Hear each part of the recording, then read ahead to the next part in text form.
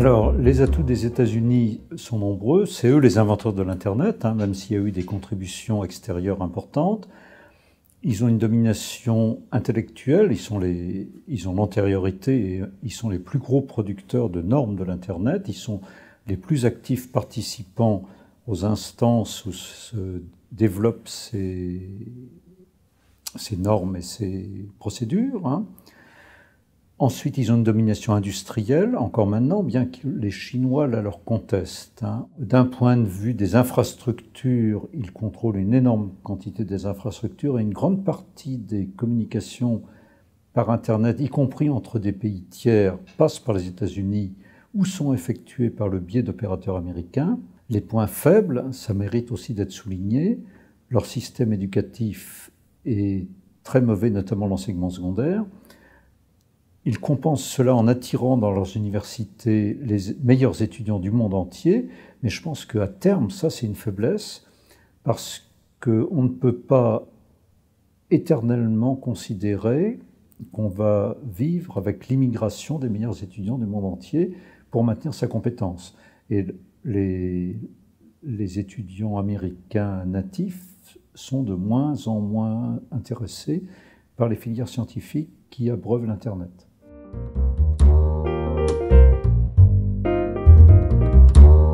Alors les moyens et les actions de la Russie sont au moins 2 voire 3 ordres. Le premier moyen, c'est de peser de plus en plus fort sur le débat sur la gouvernance du net, depuis notamment l'affaire Snowden, puisque les Russes accueillent Edward Snowden sur leur territoire et que leur proposition de réguler l'Internet mondial via la dynamique des souverainetés trouve de plus en plus d'écho depuis que les révélations de Edward Snowden.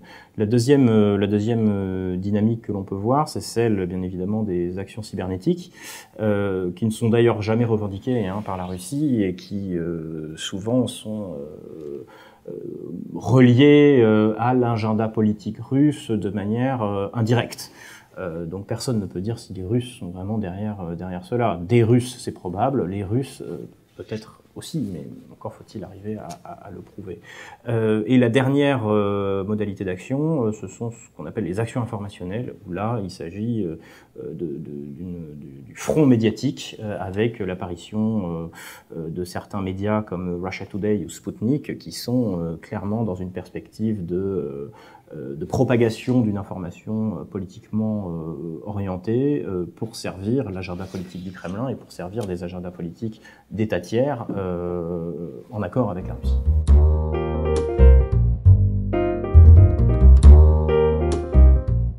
Ce qu'on sait aujourd'hui, c'est ce que les médias veulent bien en dire, c'est ce que les médias racontent, et ce que les agences de renseignement, notamment américaines, veulent bien en dire, c'est-à-dire pas grand-chose en fait, puisque la CIA a déclassifié en janvier dernier un document censé incriminer nettement la Russie. Or, il se trouve que ce document n'incrimine pas grand monde, en fait, et ne fait que rajouter à la confusion.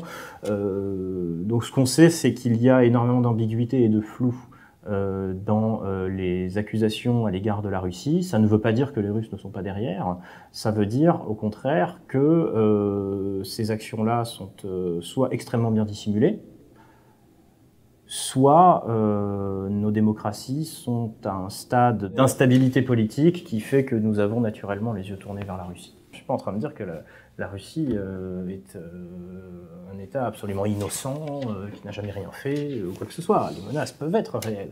Disons qu'il ne faut pas non plus les surestimer, ou en tout cas les mésestimer. C'est-à-dire penser que la menace russe est telle qu'elle a la capacité de rendre notre campagne électorale passablement médiocre. Je pense que nous n'avons pas besoin des Russes pour cela.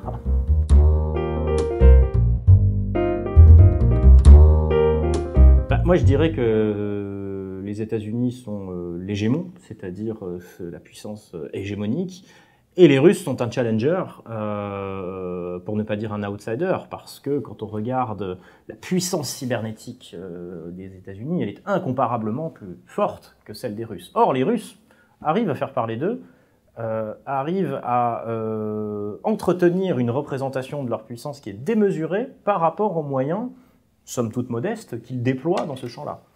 Et je dirais que c'est un peu David contre Goliath, d'une certaine manière. Mais là encore, l'angoisse aux États-Unis notamment, ou en Europe, de la menace russe, en dit beaucoup plus sur nous que sur les Russes.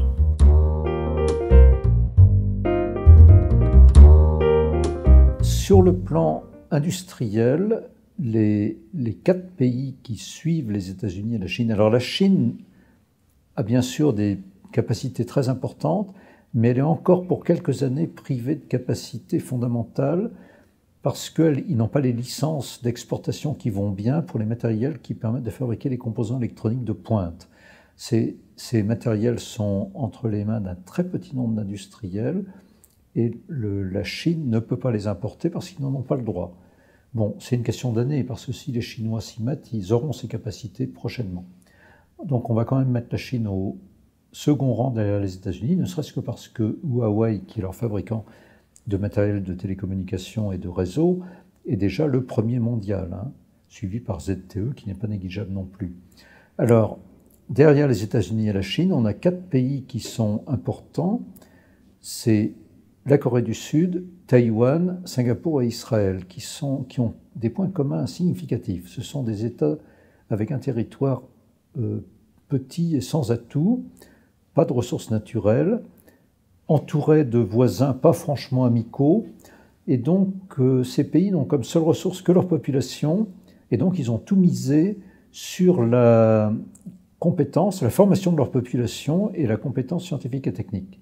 Et donc ces 4 pays ont accompli des efforts considérables et ont des positions tout à fait significatives.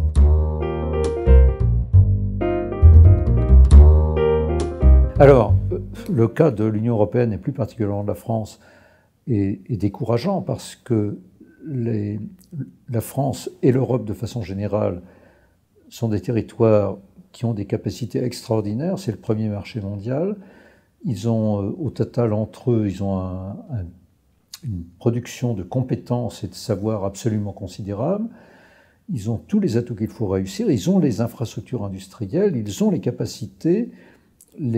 Pour la production de microprocesseurs, les optiques sont fabriquées par Zeiss en Allemagne, les matériels de fabrication de microprocesseurs sont fabriqués par ASML aux Pays-Bas. Ces matériels sont mis en œuvre par ST Microélectronique, qui est un franco-italien entre Grenoble et Chambéry, dont l'usine principale est entre Grenoble et Chambéry. Tout ça, c'est des choses extrêmement importantes et personne n'en mesure les avantages. Nos politiques sont aveugles.